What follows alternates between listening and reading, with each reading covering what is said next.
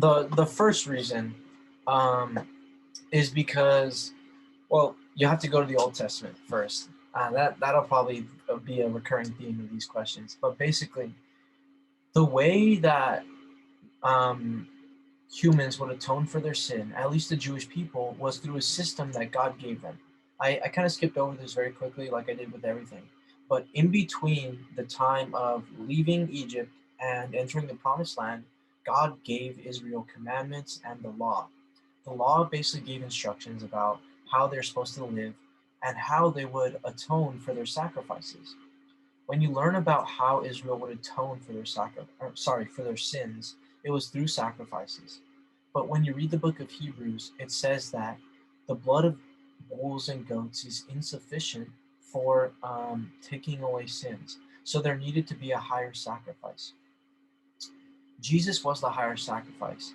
And here's the thing, he had to be God because no man would be capable of being without blemish.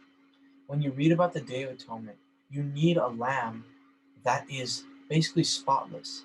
And the way we understand it is that that is a foreshadowing of Jesus, who is spotless, not on the outside, but in his heart, that he is pure in heart, that he's without sin.